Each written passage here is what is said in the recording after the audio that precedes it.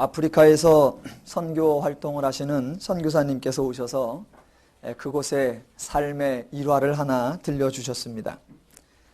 시장에 가보면 분명히 물건은 있는데 그 물건의 가격이 표시되어 있지 않다는 것입니다. 얼마냐라고 물어보면 가격을 대답해 주는 것이 아니라 어디서 오셨습니까? 라고 도리어 묻는다고 합니다. 그 사람이 어디서 왔느냐에 따라 받을 가격을 따로 정하겠다는 의미입니다. 만약 흔히 말하는 선진국 부유한 나라에서 왔다라고 대답하면 가격이 폭등을 하고, 반대로 경제적으로 빈곤한 나라에서 온 사람이다 라고 말하면 아주 저렴하게 주고, 자기와 연관이 있는 아는 곳에서 왔다라고 하면 원가에도 준다고 합니다. 그러니까 가격이 정해져 있는 것이 아니라 얼마를 받아야 할지를 그 사람을 보고 결정을 한다는 것입니다. 얼핏 보면 아주 가격이 불안정하고 시장 질서가 없는 것처럼 즉흥적인 것 같지만 곰곰이 생각해 보면 아주 합리적이고 나름대로 일리가 있는 겁니다. 부유한 사람에게는 많이 받고 없는 사람에게는 저렴하게 주니 시장 경제보다 더 좋은 합리적 방식입니다. 또 인도에 가서 식사를 하시려고 하면 손을 아주 청결하게 잘 씻어야 합니다. 그분들은 숟가락을 사용하여 식사를 하지 않고 손으로 음식을 먹기 때문입니다. 처음에 그런 얘기를 들을 때 상당히 불결해 보이고 비위생적인 것처럼 들릴 수 있습니다. 그런데 그들의 이론을 들어보면 또 아주 일리가 있습니다. 인도인들의 경우는 자기들은 도무지 숟가락으로 먹는 거는 더럽고 불결하고 비위생적이라 못 먹겠다는 겁니다. 왜 그러냐 하면 숟가락이 공용이 돼가지고 이 사람 입에 들어갔다 나오고 저 사람 입에 들어갔다 나오고, 그 숟가락을 어떤 모르는 사람이 주방에서 씻어서 내놓으면 그걸 가지고 또 먹어야 되니 이걸 어떻게 더럽게 먹느냐. 우리는 손으로 먹겠다. 내 손을 가지고 내가 씻어서 내 입에 넣으니 얼마나 믿음직스럽고 얼마나 관리가 잘 되느냐. 말이 되지요? 예, 상황이 다르고 문화가 다르고 삶의 방식이 달라서 이게 전혀 엉뚱하고 이상한 것 같지만 사람은 다 나름대로 일리가 있게 삽니다. 파푸아뉴기니아에서 선교하시는 분이 문맹 퇴치 운동을 벌이고 계십니다. 그들이 언어는 있는데 말은 있는데 문자가 없으니까 문자를 만들어 주고 글을 가르쳐 주어 책을 읽게 하고 그 교육을 통하여 성경 말씀을 배우게 하는, 진리를 배우게 하는 문맹 퇴치 역할을 합니다. 그런데 선교사님들이 가면 대체로 우리가 그들에게 무엇인가를 도와주는 것처럼 느끼는데 그렇지 않다는 겁니다. 선교지에 처음 가면 적응하기가 힘듭니다. 왜냐하면 많은 문명의 이기를 가지고 살다가 그쪽에 가서 문명과는 떨어진 곳에서 살으려고 하니까 상당히 불편합니다. 그런데 얼마 지나지 않으면 다 적응이 돼서 그들과 비슷하게 삽니다. 몇 년 만에 안식년을 맞아서 이제 귀국해서 돌아와 보면 도리어 문명이 너무 복잡하고 다양해서 어떻게 써야 할지를 모르기 때문에 그때에는 차라리 선교지로 가련다, 거기가 나는 편하다라는 그런 말씀을 한답니다. 그래서 선교사들은 가서 그 선교 대상자들에게 문맹 퇴치를 시켜주고 대신 그 선교 대상자들로 인해서 문명 퇴치를 받기 때문에 서로 주고받아서 쌤쌤이다, 그런 말을 합니다. 사람 사는 곳은 다 비슷합니다. 제 아무리 인종이 다르고 기후가 다르고 언어가 다르고 문화가 다르고 교육의 정도가 다르더라도, 그래서 인간의 삶을 다양화시킬 수 있는 많은 요소가 있더라도 인간이 가지고 있는 본성이 있기 때문에 비슷합니다. 세계화, 글로벌화, 전문화, 견문을 넓히는 것, 그러면 엄청나게 달라질 것 같지만 그게 그거고 별 차이가 나지 않습니다. 얼마나 많이 아느냐, 얼마나 넓게 아느냐가 중요한 것이 아니라 가장 중요한 인간의 본성이 무엇이고 인간이 어떻게 살아라고 하나님이 정해주신 하나님의 선한 뜻이 무엇인 줄 아는 것, 그것이 가장 중요합니다. 그 하나님의 원리를 알면 어디에 살든 무엇을 하며 살든 행복한 삶을 누릴 수 있습니다. 주중에 우리 성도님과 함께 대화하는 중에 저는 아주 중요한 고백을 듣게 되었습니다. 예전에 신앙생활할 때 여러 신앙생활의 행위 중에 전도에 대한 부담이 늘 있었답니다. 예수님의 마지막 대위임령이다. 땅끝까지 복음화시켜야 된다. 모든 사람을 제자 삼아야 된다. 하나님 나라를 확장해야 된다. 그래서 늘 전도. 그래서 사람만 만나기만 하면 하나님 얘기를 언제 꺼내야 되나? 예수님 얘기를 언제 꺼내야 되나? 우리 교회 가자고 언제 말해야 되나? 안 하자니 그렇고 하자니 입이 안 떨어지고 늘 그런 부담에 있었답니다. 그런데 지금은 사람들 만날 때마다 대화의 주제가 바뀌었대요. 인간이 어떻게 사는 게 행복한지 이런저러한 일들이 있을 때 그 일 속에 깔려있는 인간의 죄성이 뭐고 그런 죄성들을 어떻게 이겨내는 것이 하나님의 원리고 그래야 인간의 마음이 평안하고 자유롭고 그런 심리적인 얘기들을 이렇게 짚어주면 상대방이 깜짝 놀라서 묻는답니다. 아니, 상담학 전공하셨나요? 아니면 심리학 전공하셨나요? 아니면 교육학 전공하셨나요? 그럼 그때 그분 대답이 이 모든 얘기들이 성경에 있어요. 성경에는요, 인간의 원리, 행복의 원리, 자유의 원리, 안식의 원리 이런 게 있습니다. 그러면 사람들이 전혀 낯선다는 반응을 보인다는 겁니다. 예, 성경은 절대로 종교적인 책이 아닙니다. 읽고 외워야 하는 경전이 아닙니다. 숭배해야 하고 엄숙하고 경건하게 다루어야 할 그런 보물이 아닙니다. 성경에서 가르치는 하나님의 원리를 잘 배우고 그 원리를 삶 속에 적용해서 정작 내가 행복하게 사는 것, 그것이 가장 중요한 것입니다. 오늘 사무엘하 본문은 압살롬의 반역에 의해 왕궁을 떠나 도망을 갔던 다윗이 이제 돌아오는 장면입니다. 오늘 본문은 크게 두 부류로 나눠 있습니다. 하나는 다윗을 맞으러 오는 개인에 관한 일들이고 또 하나는 다윗을 맞으러 나오는 이스라엘 족속과 유다 족속에 관한 일들입니다. 그런데 오늘 본문을 성경책을 펴놓고 읽어서 성경에 기록되었나 보다 그렇게 생각되지, 만약 이 본문을 신문 한쪽 귀퉁이에다 갖다 옮겨놨으면 그저 오늘의 이야기라고 읽어도 될 만큼 언제 어디서나 삶의 모습은 똑같습니다. 그래서 오늘 본문에 나타나는 죄인들의 전형적 행동을 확인해보고 그 죄인들과는 다르게 성도는 어떻게 행동해야 하는가를 한번 비교해 보도록 하겠습니다. 다윗이 도망을 갔다가 돌아올 때 맞으러 나온 사람 중에 시므이라고 하는 사람이 있습니다. 이 사람은 지난번 다윗이 도망갈 때에 쫓아와서 저주를 퍼붓던 사람입니다. 그냥 단순히 말로만 저주를 퍼붓는 게 아니라 돌을 던져가며 모든 사람이 듣도록 큰 소리로 외쳐서 저주했었습니다. 16장 6절에 보면 그때 저주가 이렇게 기록되어 있습니다. 피를 흘린 자여, 비루한 자여, 가거라 가거라. 사울의 족속의 모든 피를 여호와께서 내게로 돌리셨도다. 그 대신에 내가 왕이 되었으나 여호와께서 나라를 내 아들 압살롬의 손에 붙이셨도다. 보라, 너는 피를 흘린 자인 거로 화를 자취하였느니라. 아주 하나님을 들먹거려가면서 여호와께서 그리하셨다라고 담대하게 돌을 던져가면서 저주를 퍼부었습니다.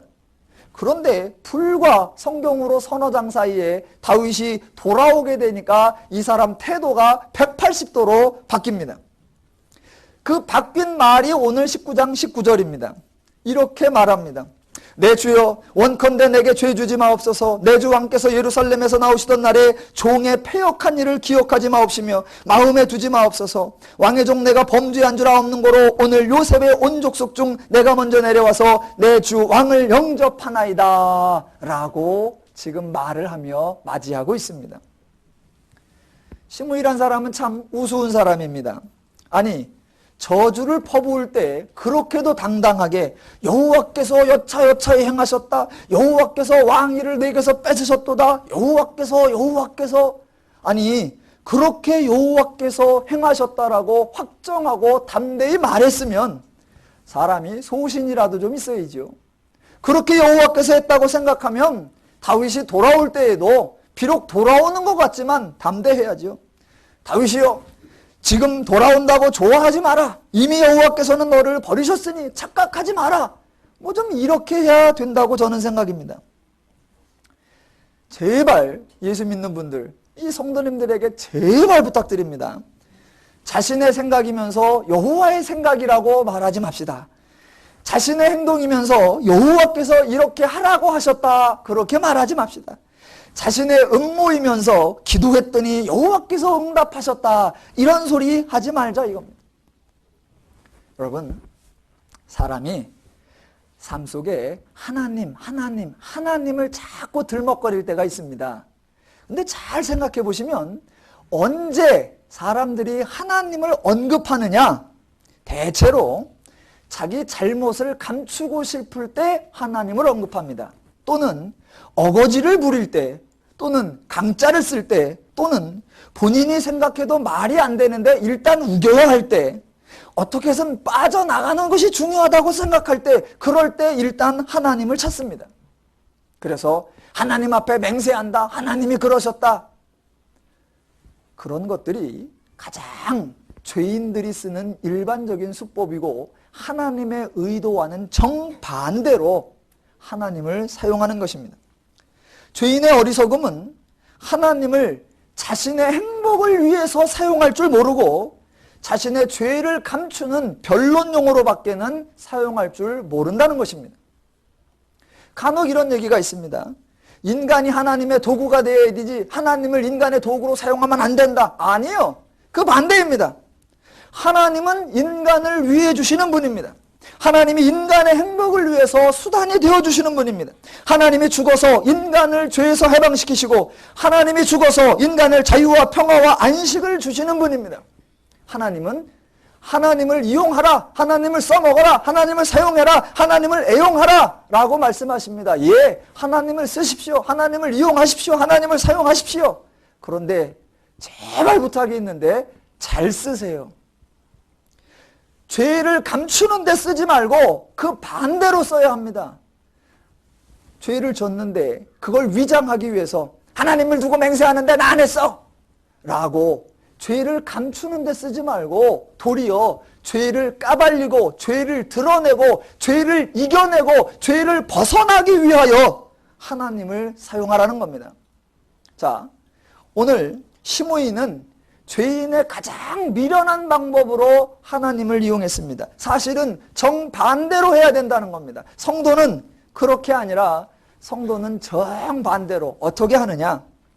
자, 시므이는 지난번 저주를 행할 때는 여호와께서 라고 말하고 지금 다윗의 용서를 구할 때는 여호와란 말을 한마디도 안 하고 왕이여 제발 봐주세요 이렇게 나온단 말입니다. 정반대로 하면 저주를 퍼부을 때는 그냥 대책 없이 마구잡이로 퍼부어도 됩니다. 어차피 왕은 도망가는 신세인데 가릴 것이 없습니다. 자기 이름으로 자기 생각으로 자기 마음에 있는 대로 막 저주해도 됩니다.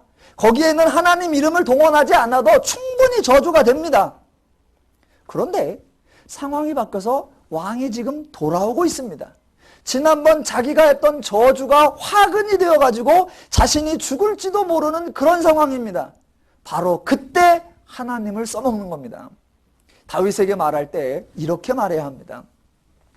왕이시여, 도망가시던 왕께서 돌아오시니 이것은 정말 여호와가 당신과 함께 하심이 분명한 줄로 믿습니다. 여호와께서 당신을 사망에서 건지시고 생명으로 귀환하게 하시니 감축드립니다. 한 가지 부탁드리옵기는 여호와께서 당신을 사망에서 생명으로 건지셨듯 저의 지난번 저주로 인해 제가 사망당해야 마땅한 신분에 처해 있으나 왕께서 하나님께 받은 은혜를 생각하시사 저를 살려주옵소서. 이래야 죽이려고 했던 다윗도 하나님의 은혜, 여호와의 은혜, 여호와 이러고 나면 그래 나도 은혜 받았으니 봐주어야지 이래고 나가야 자기 죄를 덮는 쪽으로가 아니라 죄에서 죽어야 할 것을 살아나는 쪽으로 여호와를 구해야 하는 것입니다. 그런데 오늘날 많은 사람들이 평상시는 예수 믿는 티도 안 냅니다. 조용히 삽니다. 그런데 언제? 경찰서 잡혀가서 대세요. 증거를 대세요. 빨리빨리 말하세요. 그때는 내가 하나님을 두고 맹세하는데 나는 안 그랬습니다. 그렇게밖에는 써먹을 줄 몰라요. 자, 죄인들의 또 하나 전형적인 모습이 다윗을 맞으러 왔던 무비보셋이라고 하는 사울의 손자요 요나단의 아들에게서 나타납니다. 자, 오늘 보면 19장 24절을 가면 재미난 게 나옵니다. 한번 읽어보겠습니다. 사울의 손자 무비보셋이 내려와서 왕을 맞으니 저는 왕의 떠난 날부터 평안히 돌아오는 날까지 그 발을 맵시내지 아니하며 그 수염을 깎지 아니하며 옷을 빨지 아니하였더라입니다. 제가 궁금한 겁니다. 다윗이 도망가는데 왜 자기가 발을 안 씻고 왜 자기가 수염을 안 깎고 왜 자기가 옷을 안 빠냐는 겁니다. 아니, 다윗이 도망가는데 무비보셋이 발 안 닦는 게 무슨 보탬이 돼요? 다윗이 도망가는데 무비보셋이 수염 안 깎는 게 무슨 도움이 된다고? 다윗 도망가는데 왜 자기가 발 안 닦고 왜 자기가 수염 안 깎고 왜 자기가 옷을 안 빨아요? 그런데 또 사람들이 많이 그렇게 해요. 그때 왜 그렇게 행동하냐라고 물으면 대답이 다 그겁니다. 제가 왕하고 같이 도망을 같이 가지는 못하지만 마음만이라도 왕의 고난에 동참하고자 제가 이럽니다. 예, 얼핏 들으면 말이 됩니다. 그러나 그게 죄인들이 가지고 있는 미련한 사고방식입니다. 마음으로 동참한다라는 걸 어떻게 하는 건지를 모르기 때문에 그렇게들 행동을 합니다. 제가 흔히 교회들에서 하는 행사들을 좀 많이 안 하는 그런 축에 듭니다. 11월 달에 12월 달에 교회들은 뭘 하나 인터넷을 이렇게 가보니까 주로 특별이 많더라고요. 특별 새벽 기도회, 특별.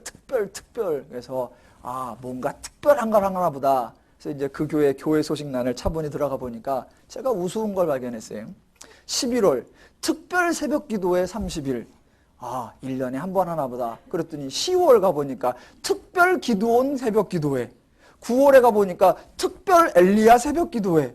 8월에 가보니까 특별 무슨 새벽 기도회. 아니 1년 다요. 그게 무슨 특별이에요. 그래서 저는 특별을 안 합니다. 자, 여러 행사 중에 제가 참 어이가 없고 싫어하는 것 중에 하나 있는데 그게 뭐냐면 봄에 하는 예수님의 부활한 날을 앞두고 고난주간 특별 새벽 기도회, 아주 그걸 제가 제일 싫어합니다. 그때 하는 말들, 예수의 고난에 동참하자, 우리도 예수의 십자가를 지자. 그래서 우리는 육적으로는 하루 한 끼씩 금식하고 영적으로는 저녁에 텔레비전과 비디오를 금식하자. 교회들이 가장 미련하게 행동하는 겁니다. 가장 바보같이 행동하는 겁니다. 자, 예수님이 친히 십자가를 졌다. 그러면 우리는 십자가를 질 이유가 없습니다. 아니, 뭐하러 둘 다 집니까? 예수님이 지셨으면 우리는 안 지든가, 우리가 질 거면 예수님 보러 쉬라고 하든가. 예수님은 예수님대로 짓고 우리도 우리대로 지려면 그걸 뭐하러 지고 가요? 근데 우린 늘 그래요. 예수님이 십자가를 지셨다. 그럼 우리는 그 십자가 지는 일에 동참하는 것이 아니라 그분의 십자가 짐으로 인하여 되어진 그 결과를 삶 속에 적용해서 행복하고 자유롭고 평화롭게 사는 것, 그게 바로 그 십자가에 동참하는 겁니다. 같이 한 끼 덜 먹고 아침에 나와서 무릎 꿇고 앉아있는 거, 그게 고난에 동참하는 것이 절대로 아닙니다. 성도들이 어떻게 하는 것이 은혜를 누리는 것이며 어떻게 하는 것이 은혜를 갚는 것인가, 그것을 못합니다. 저는 주일에 이제 이렇게 설교를 해야 되니까 토요일 저녁에 주로 집에를 늦게 들어갑니다. 토요일 저녁에 11시, 12시 그때 들어가고 새벽에는 4시 반, 5시 이제 그때 나옵니다. 어제 저녁에도 교회에서 있다가 11시 반쯤인가 집에 들어갔는데 집이 다가오는데 거실에 창문이 불이 밝아야 되는데 꺼져요. 꺼져 있어. 컴컴해요. 방에 있나? 그리고서 띡띡띡 눌러갖고 문을 열으니까 온 집안이 깜깜해요. 지금 뭐 하는 거예요? 다 불 꺼놓고 자는 겁니다. 그때 제 마음이 어떠냐? 화가 나는 게 아니라 참 지혜롭구나, 그런 생각이 드는 겁니다. 쇼가 아니고요. 진짜로. 왜냐하면 저야 일이 있으니까 일하고 늦게 들어간 거고, 일 없는 사람이 뭐하러 밤늦게까지 불 써놓고 사람을 기다립니까? 그래서 제가 들어가니까 벌써 자고 있더라고요. 그래서 또 자고 있는데 새벽에 전 또 나왔지요. 그러니까 아침나절에 7시인가요? 8시인가요? 스프 끓여서 과일하고 뭐하고 싹 싸들고 나왔더라고요. 그러면 되잖아요. 저녁 때 어제 당신 기다리느라고 내가 잠 못 잤어. 그래서 본인도 잠설치고 아침까지 잠이 부족해갖고 부시시해갖고 그러면 그걸 보고 죽도 밥도 안 된다라고 말하는 겁니다. 자, 무비보셋이 다윗이 도망가는 날부터 발도 안 씻고 수염도 안 깎고 옷도 안 빨았다고 합니다. 자, 오늘 다윗이 돌아오는 장면인데 제가 궁금한 거예요. 돌아올 때 다윗을 맞으러 나온 지금 이 무비보셋의 몰골은 어땠을까? 여러분, 정결하게 싹 씻고 면도하고 깔끔하게 나왔을까요? 아니면 갖은 궁상을 다 떨면서 나왔을까요? 아마도 제가 생각하기로는 갖은 궁상을 다 떨면서 나왔을 것입니다. 발은 안 씻어서 새카맣고 수염은 더부룩하고 옷엔 냄새가 쾌쾌하고 아마 그렇게 나왔을 겁니다. 왜 그렇게 나오느냐? 그래야 내가 그랬다는 게 확인이 되니까요. 그동안 다윗을 위해 자신이 얼마나 동일한 마음으로 고행을 했는데 다윗이 몰라주면 안 되니까 안 씻은 그대로 더럽고 냄새나는 모습으로 나와야 생색이 나고 증거가 될 것 같으니까 아마도 그렇게 나왔을 것입니다. 그런데 그게 바로 가장 바보 같은 어리석은 죄인들의 원리라는 겁니다. 다윗이 도망가는데 본인이 왜 본인의 행동을 소홀히 하며 다윗을 맞으러 나오는데 왜 그런 모습으로 나오냐는 겁니다. 지혜로운 사람은 정반대로 행동을 해야 합니다. 다윗이 왕궁을 비우고 떠나 있으면 왕이 비어 있으니 그동안 왕의 상에서 함께 식사를 하던 사람으로서 대신해서 왕의 채통을 지켜주어야 합니다. 도리어 깔끔하게 정결하고 고상하고 품위 있게 행동하다가 다윗이 돌아올 때 정결한 모습으로 나가서 얼마나 애쓰셨습니까? 그리고 왕위로 모셔오는, 그래야 멋있는 거죠. 근데 죄인들은 그러지 않습니다. 저는 그걸 쓸데없는 고생이다, 어리석은 육체적 고통이다 라고 생각합니다. 흔히들 주변에 환자가 있으면 분명히 말을 그렇게 합니다. 환자가 있으면 옆에 있는 사람이 잘 먹어야 한다. 그런데 환자가 음식을 못 넘기고 있으면 환자가 못 먹는데 그 옆에서 나만 잘 먹고 있는 게 이게 목이 메어서 안 넘어간다. 그래서 본인도 안 먹습니다. 그러면 누가 더 힘이 빠지느냐? 보호자가 힘이 더 빠집니다. 왜냐하면 환자는 나아야겠다라는 그 병과의 싸우는 의지가 있기 때문에 그래도 힘을 냅니다. 근데 보호자는 괜히 굶었기 때문에 힘이 안 됩니다. 그래서 환자가 나 화장실 가게, 나 좀 일으켜줘. 그러면 보호자가 가만 있어봐, 나 힘이 없어, 애들 좀 부를게. 뭔 짓이에요? 사람들은 그게 동감하는 것처럼 생각돼요. 은혜를 누릴 줄 모르고 은혜를 갚을 줄 모르는 겁니다. 자, 오늘 또 한 사람이 있습니다. 바실레라고 하는 나이 80 먹은 어르신께서 이제 다윗을 맞으러 나옵니다. 이분도 아주 전형적인 죄인의 사고방식으로 행동합니다. 혹자들이 성경을 읽을 때 이 바실레는 상당히 지혜로운 사람이요, 상당히 현명한 사람이라고 생각을 합니다. 왜냐하면 자신의 거부임에도 불구하고 사치하지 않고 왕과 그 모든 족속들을 공개할 줄 알았으니 부를 잘 사용할 수 있었고, 또 공적에 따라서 왕이 상급을 주겠다라고 할 때 저는 됐습니다 라고 거부할 줄 아는 그런 겸손함도 있었고, 또 자기 대신에 종인지 아들인지 기맘을 데리고 가주세요 라고 후배를 양성할 줄도 아는 사람이었다. 그래서 성경에 지혜로운 늙은이, 좋은 옳게 늙으신 어르신, 그런 사람을 뽑을 때 바실레를 뽑는 경우가 있습니다. 자, 왕이 바실레요, 같이 가십시다. 그럴 때 바실레가 안 갑니다. 안 가면서 하는 말이 이렇게 나와요. 그게 오늘 본문의 35절입니다. 내 나이 이제 80세라 어떻게 좋고 흉한 것을 분별할 수 있사오며 음식의 맛을 알 수 있사오리이까 어떻게 다시 노래하는 남자나 여인의 소리를 알아들을 수 있사오리이까. 여러분, 어차피 좋고 흉한 것도 알지 못하고 음식의 맛도 모르고 남자와 여자의 음악 소리도 듣지 못하면서 왜 고집을 핍니까? 사람이 고집을 부리고 소신이 있다. 그래서 소신을 펼치려면 언제 해야 되느냐? 옳고 그름을 분별할 수 있을 때 해야 합니다. 분별력이 있을 때, 아, 이것은 옳은 일이다. 그러니까 나는 목에 칼이 들어와도 한다. 이것은 그런 일이다. 그래서 나는 아무리 입이 삐뚤어져서도 말은 똑바로 해야 된다. 그러고 나가야 그것을 소신이라 하고 그것을 사람들이 옳게 인정하고 존경합니다. 자, 그런데 무엇이 옳은지 그른지도 구분이 안 되는데 고집을 피면 그거는 정말로 여러 사람 힘들게 하는 겁니다. 분별이 안 될 때는 그저 주변에서 하자고 하는 그대로 따라가는 게 가장 주변 사람을 편하게 해주는 겁니다. 분별도 안 되는데 고집까지 피면 그건 본인은 어떤지 몰라도 주변 사람 아주 해먹이는 겁니다. 자, 제가 다윗의 입장에서 바실레여 갑시다 그랬더니 바실레가 안 가고 대신 김함을 보낼 테니 좀 데려가시오. 여러분, 누구 데려가는 게 훨씬 나아요?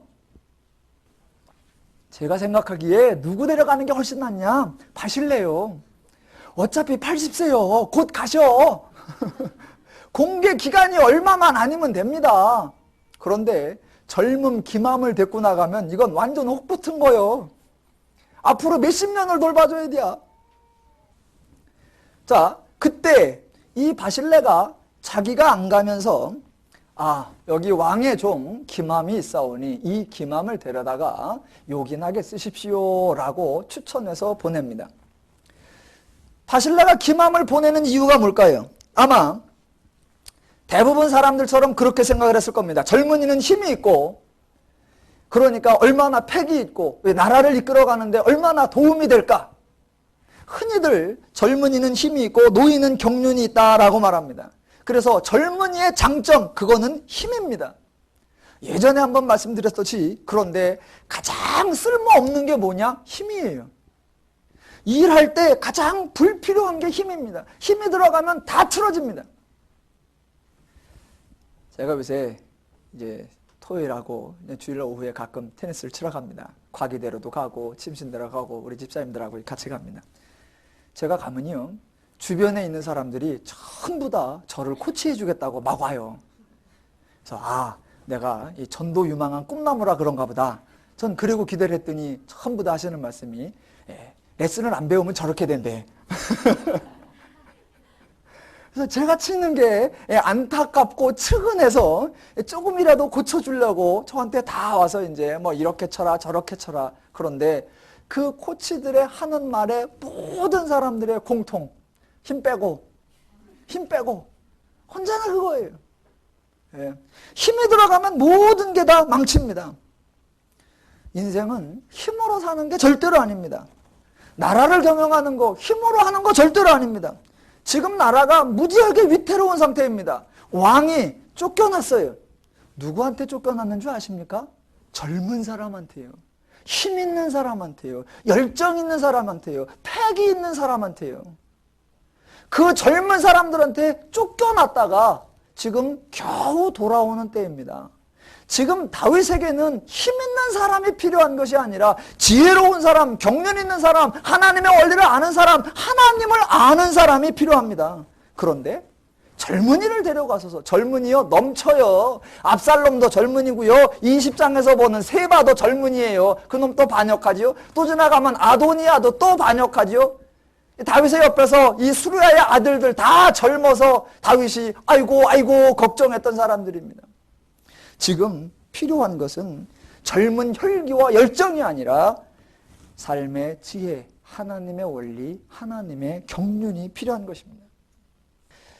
요새 저희 교회에 선교사님들이 돌아가면서 오셔서 말씀을 전해주십니다.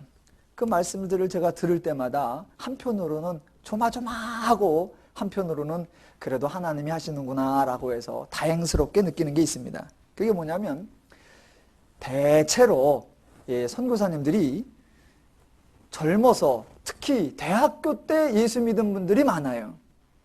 그래서 대학교 때 예수 믿었어. 그래갖고 하나님의 사랑, 은혜, 뭔가 가슴이 뭉클 이랬단 말입니다. 그랬더니 누군가 어디 좋은 집회가 있는데 가보자. 딱 가보니까 그날 거기서 필이 빡 꽂히는 겁니다. 그래, 이거다. 이게 나의 소명이다. 주님을 위해 죽자. 그래서 졸업하자마자 다시 신학대학원 가고 그 다음에 선교지로 딱 갑니다. 예수 믿어서 선교지에 도착하는데 빠르면 5년이 안 걸려. 자, 본인도 예수가 누군지, 본인도 교회가 뭔지를 모르는 상태에서 선교지에 나가서 젊음, 열정, 힘, 패기, 뜨거움, 그걸 가지고 개척하고 여러 가지 일들을 합니다. 그저 젊다는 용기 하나만을 가지고 하나님을 사랑한다는 열정 하나만을 가지고 나아갑니다. 또 지금도 그런 식으로 동원을 많이 하고요. 저는 정반대로 돼야 된다고 생각을 합니다. 젊은이는 여기서 더 배워야 합니다. 제가 생각하기로 선교는 누가 나가야 되느냐? 안수 집사님, 장로님, 권사님이 선교를 나가셔야 됩니다. 왜?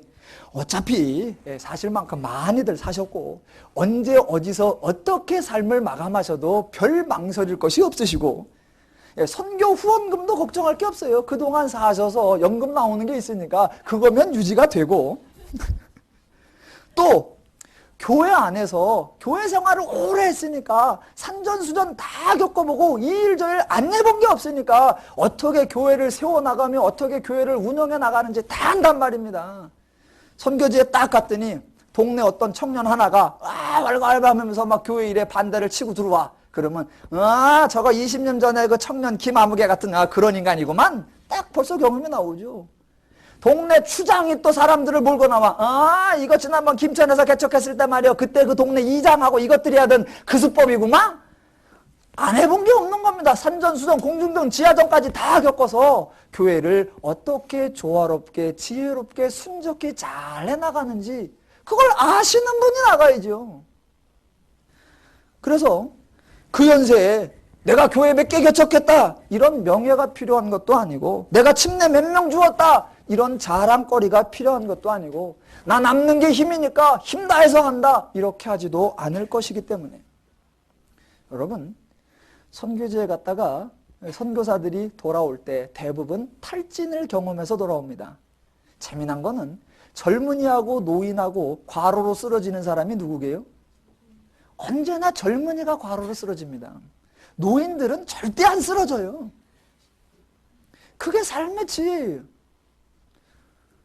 젊은 목회자들, 젊은 선교사들 열정으로, 뜨거움으로, 헌신함으로, 충성함으로 그래서 다 탈진하고 막 물불 안 가리고 그래서 화상 입고 물에 빠지고 물불을 가려야 됩니다. 물불을 가려야 돼요. 어르신들 염려하지 마십시오. 안 몰아내겠습니다. 연령의 차이가 아니라 연령의 문제가 아니라 인생을 아느냐 하나님을 아느냐 죄의 원리를 아느냐 삶의 원리를 아느냐 교회의 원리를 아느냐 그것을 아는 자가 해야 합니다. 세상도 젊음과 힘으로 하려고 하는데 교회도 젊음과 힘으로 합니다. 아니요. 교회는요 청년 하나가 새로 오는 거 그걸 반가워하는 것보다 노인 한 분이 돌아가시는 것을 아쉬워해야 합니다. 그런 지혜와 그런 신앙의 성숙을 가지신 분들이 믿음을 지켜주고 교회를 든든히 지켜주어야 하는데 예전에 어느 교회 목사님께서 교회에 이 젊은이들은 너무 유용하고 쓸모있고 어른들은 아무런 이 참 그저 초상치를 일만 있는 짐처럼 생각해서 설교를 하면 듣기를 하나 자 성경 핍시다 그러면 자기 시작하는데 뭐 아유 이 참 그런 마음을 가지셨대요. 그랬는데 교회가 몇 년 이런저런 일이 있고 몇 년 지나고서 어느 날 설교하려고 딱 와보니까 그동안 자기와 함께 열심히 해자 했던 사람은 하나도 없고 그전부터 지금까지 졸던 권사님은 아직도 졸면서 앉아 계시더래. 누가 나의 힘이 되는 거며 누가 교회의 중심이 되는 건가. 그래서 다시 한번 생각하게 됐다라고 말합니다. 목회도 인생도 젊음과 힘으로 사는 게 아니라 하나님의 원리를 알고 인생의 원리를 알고 진리를 알고 성경을 알고 죄를 아는 것으로 해야 합니다. 오늘 이렇게 성경에 개인들이 죄인의 모습들이 나오고 우리는 그것을 하나님의 원리로 어떻게 해야 하는지를 배웁니다. 동시에 오늘 본문 8절부터 살펴보면 두 집단이 이제 집단적으로 죄된 행동이 나오는 것이 보입니다. 19장 9절에 보면 이스라엘 사람들이 연합을 합니다. 9절에 이스라엘 모든 지파 백성들이 변론하여 가로되 왕이 우리를 원수의 손에서 구원하여 내셨고 또 우리를 블레셋 사람의 손에서 구원하셨으나 이제 압살롬을 피하여 나라에서 나가셨고 우리가 기름을 부어 우리를 다스리게 한 압살롬은 싸움에 죽었거늘 이제 너희가 어찌하여 왕을 도로 모셔올 일에 잠잠하고 있느냐. 그래서 16, 17절에 이제 사람 2,000명을 데리고 나아가서 요단강에서 다윗을 맞이하는 장면입니다. 자, 죄인이 친구가 생겼다라는 말은 공공의 적이 생겼다라는 말이라고 제가 설명드린 적이 있습니다. 개인이나 집단이나 똑같습니다. 죄인이 연합하는 것은 죄를 짓기 위한 것입니다. 사울의 출신 지파인 베냐민 사람들을 중심으로 이스라엘의 10개 지파가 모였습니다. 왜 모였느냐?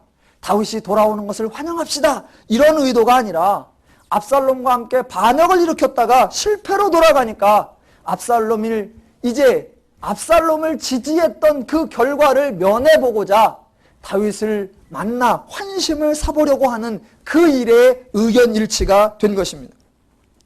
이스라엘 지파가 절대로 왕을 위하고 나라를 위하고 백성을 위해서 의견 통일을 본 것이 아니라 죄를 위해서입니다. 그래서 40절에 가보니까 유다 족속과 분쟁이 일어나고 그래도 정리가 안 되니까 20장 1절에 가면 드디어 또다시 반란을 일으킵니다. 죄인들은 죄 외에는 연합하지 않습니다. 그러면 베냐민 족속을 중심으로 한 이 10개 지파만 그랬느냐? 아니요. 19장 11절에 가보면 또 기가 막힌 일을 만납니다. 11절과 12절. 다윗 왕이 사독과 아비아달 두 제사장에게 기별하여 가로되 너희는 유다 장로들에게 고하여 이르기를 왕의 말씀이 온 이스라엘이 왕을 궁으로 도로 모셔오자 하는 말이 왕께 들렸거늘 너희는 어찌하여 궁으로 모시는 일에 나중이 되느냐. 너희는 내 형제요 내 고륙이원을 어찌하여 왕을 도로 모셔오는 일에 나중이 되겠느냐라고 말을 합니다. 이게 뭡니까? 이게 왕이 할 짓입니까? 그냥 세상의 왕도 이래서는 안 되고 하물며 하나님의 공의로 통치해야 할 하나님의 왕은 더더욱 이래서는 안 됩니다. 그랬는데 이스라엘 족속이 맞으러 온다는 소문이 있다. 니들은 내 고륙이고 내 지친이니까 니들이 먼저 와라. 아니 또 왕이 그렇게 말해도요 그때 유다 지파 중에 하나 그래도 하나님을 아는 자 성숙한 사람이 있어야 됩니다. 그래서 폐하 그러시면 안 됩니다. 이제 겨우 다시 왕권을 회복해서 나라가 안정되는데 지역감정을 만드시면 되겠습니까? 폐하 공정하게 하십시오. 그래야 되는데 아무도 안 그러고 그 소식을 들은 유다 족속이 또 만장일치예요. 왜? 자신들에게 이득이 생길 것 같으니까. 그래서 유다 족속이 또 다 몰려 나와서 우리가 먼저 왕을 모시러 가자. 선과 선이 만나서 더 큰 선이 이루어져야 되는데 지금 악과 악이 만나고 죄가 만나서 새로운 충돌이 생깁니다. 그 충돌이 오늘 이제 40절 이하에 나오는 이스라엘 족속들과 유다 족속들의 충돌입니다. 40절 왕이 길갈로 건너오고 기맘도 함께 건너오니 온 유다 백성과 이스라엘 백성의 절반이나 왕을 호행하니라. 온 이스라엘 사람이 함께 나와서 고하되 우리 형제 유다 사람들이 어찌 왕을 도적하여 왕과 왕의 권속과 왕을 좇는 사람을 인도하여 요단을 건너였나이까. 아니 아이고 우리가 오기 전에 먼저 왕을 맞으러 왔네. 아유 고마워 애썼네 수고했어. 요렇게 말이 나와야 되는데 죄인은 그런 마음이 안 나온단 말입니다. 왜 우리보다 먼저 와서 왕을 도적해 갔어? 그러니까 아이고 글쎄 우리가 오니까 먼저 왔네. 아유 늦게라도 왔네. 잘했어. 그래 왕을 맞이해. 이래야 하는 게 또 정상인데 죄인은 안 그런단 말입니다. 42절. 유다 모든 사람이 이스라엘 사람에게 대답하되 왕은 우리의 지치는 까닭이라. 너희가 어찌 이 일에 대하여 분내느냐? 우리가 왕의 물건을 조금이라도 먹었느냐? 왕께서 우리에게 선물을 주신 것이 있느냐? 왕이 우리 고륙이고 왕이 우리 지친이니까 우리가 먼저 나가는 게 당연하지. 그러면 또 당연하군. 그러겠습니까? 43절. 이스라엘 사람들이 유다 사람에게 대답하여 이르되 우리는 왕에 대하여 10분을 가졌으니 다윗에게 대하여 너희보다 더욱 관계가 있거늘 너희가 어찌 우리를 멸시하여 우리 왕을 모셔오는 일에 먼저 우리와 의논하지 아니하였느냐? 고륙이면 다요? 지친이면 다요? 니네 그래봤자 몇 족속이요? 2족속이잖아. 우리는 10족속이요. 쪽수로 따져봐도 영향력을 따져봐도 세금을 내도 우리가 더 낸다. 우리가 먼저 가는 게 마땅하지. 무슨 소리요? 우리 지친인데. 자, 대화가 될까요? 안 됩니다. 여러분, 사람들이 싸울 때 가장 자주 등장하는 말이 뭔지 아십니까? 자기는 맞는데 저쪽 사람은 안 맞는다고 생각을 하는 거예요. 그래서 나오는 말, 오늘 본문에도 나왔습니다. 어찌하여, 서로 어찌하여요. 서로 말이 안 된대요. 예, 이거는요. 뭐 상식도 필요 없고 명분도 필요 없고 지분도 필요 없고 이 지친도 필요 없어요. 이 싸움은 누가 이기는 싸움입니까? 결론이 누가 이겨요? 목소리 큰 사람이 이기죠. 그 목소리 큰 사람이 이긴다. 그거를 성경적 표현으로 하면 이렇게 됩니다. 43절 맨 끝에 유다 사람의 말이 이스라엘 사람의 말보다 더 강경하였더라. 예, 그거를 적나라하게 표현하면 목소리 큰 놈이 이겼더라 이렇게 되는 겁니다. 아주 오늘 본문은요 죄 박람회예요. 죄 비엔날레 이런 거예요. 개인의 죄, 집단의 죄, 백성의 죄, 왕의 죄, 노인의 죄, 젊은이의 죄, 아주 죄의 총집합. 예. 그 유대교 탈무드에 보면 어떤 것을 결정할 때 투표를 하는데 만장일치가 된다 그러면 부결로 한다 그런 제도가 있답니다. 우리는 만장일치가 안 돼서 탈인데 만장일치가 되면 부결이래요. 왜 그러느냐? 사람은 만장일치가 나올 수 없는데 만장일치가 나오는 경우는 두 가지 경우다. 하나는 죄된 악한 목적에 모두가 동의할 때 그때 하나하고 또 하나는 어떤 권력에 의하여 압제받을 때 외에는 만장일치가 안 나온다. 그래서 만장일치는 부결이다. 오늘 본문에 유다 족속이 그렇게 만장일치가 되고 이스라엘 족속이 그렇게 한마음이 되고 죄니까 그래요. 죄니까. 교회도 의견을 가능한 한 모으려고 애를 씁니다. 그런데 그거는 죄의 만장일치와 교회의 만장일치는 전혀 차원이 다른 겁니다. 사람의 목적과 방식과 여러 가지가 다를 수 있습니다. 그 모든 거 인정해야 합니다. 교회는 그런 것들을 수용해야 돼요. 가끔 교회들이 통일, 연합, 단결 이런 걸 위해서 말을 못하게 흔히 절제라는 이름으로 막는 경우가 있습니다. 그게 위장된 거지 절제가 아니라 그건 통제입니다. 저는 그게 아니어야 된다고 봅니다. 교회, 하나님께서 모든 것을 인정하고 수용한 것처럼 교회도 다 돼야 됩니다. 그런데 세상은 그렇게 되면 배가 산으로 가거든요. 그런데 교회는 그렇게 되어도 안정되고 차분하고 평화롭게 안식하게 됩니다. 어떻게 되느냐? 자, 말이 되는 사람하고 말이 안 되는 사람하고 싸우면 말이 되는 사람이 이긴다고 했습니다. 말이 안 되는 사람이 이깁니다. 왜 그 사람이 이기느냐? 말이 되는 사람이 져주기 때문에 그렇습니다. 교회는 바로 그런 하나님의 원리를 아는 자, 그런 하나님의 마음이 있는 자, 그런 하나님의 성품이 있는 자가 끌어안아주고 감당해주고 수용해주고 대신 짐을 져주고 그러기 때문에 가능한 것입니다. 죄의 원리와 하나님의 원리가 교회 안에서 드러나서 모두가 하나님의 원리로 성숙되고 그래서 모든 사람들이 하나님의 은혜를 누리며 살아야 합니다. 세상은 죄 때문에 싸우고 교회는 하나님의 마음 때문에 연합되어야 됩니다. 그런데 이게 가끔 반대가 돼요. 세상은 죄 때문에 일치가 되고 교회는 서로 잘났다고 싸우고 그러는 게 아닙니다. 교회가 다투는 이유는 교회의 본질적 싸움의 대상이 누구인지를 모르기 때문입니다. 세상은 사람하고 싸웁니다. 교회는 죄하고 싸우는 겁니다. 죄의 원리, 죄의 가치, 죄의 방식이 아닌 하나님의 원리, 하나님의 가치, 하나님의 방식. 오늘도 시므이가 옳으냐 그르냐, 무비보셋이 옳으냐 그르냐, 바실레가 옳으냐 그르냐, 이런 것이 문제가 아니라 인간들이 행하는 죄의 원리 대신에 하나님의 원리, 하나님의 마음, 하나님의 심정을 배우셔서 하나님의 뜻으로 행동하시사 하나님의 은혜를 삶 속에 풍성히 누려가시기를 주님의 이름으로 축원합니다.